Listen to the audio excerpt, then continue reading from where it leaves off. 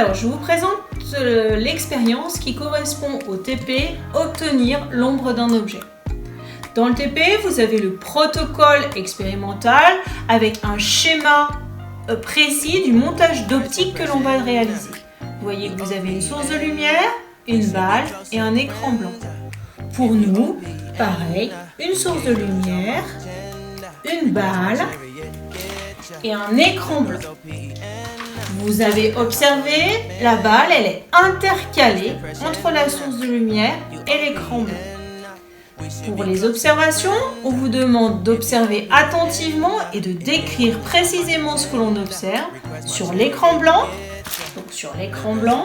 et sur la balle elle-même.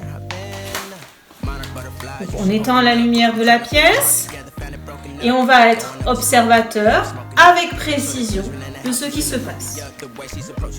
On observe quoi ?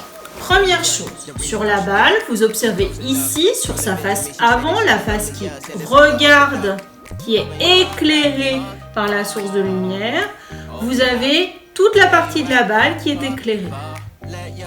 Derrière cette partie éclairée, vous voyez que la balle, elle est complètement dans l'ombre.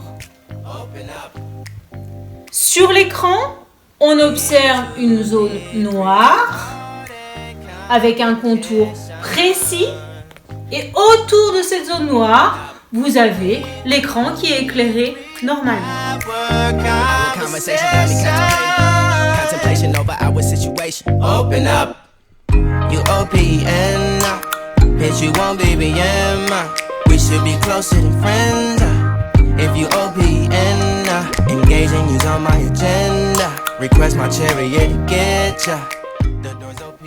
Maintenant, en utilisant le vocabulaire du texte, je vous relis le texte.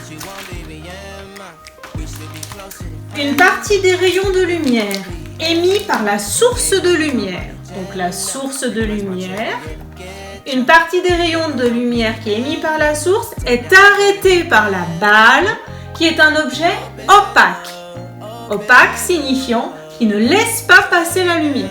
Donc les rayons de lumière qui arrivent de la source, lorsqu'ils tapent sur la balle, ils sont stoppés par la balle.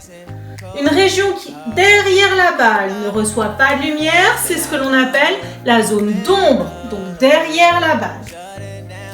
La partie sombre sur la balle s'appelle son ombre propre, alors que l'ombre qui est sur l'écran est l'ombre portée.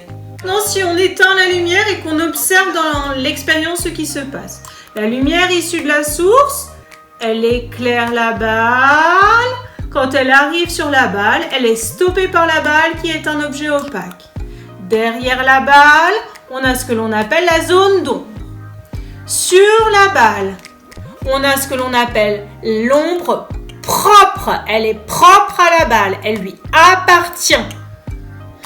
Et sur l'écran, porté par l'écran, on a ce que l'on appelle l'ombre portée.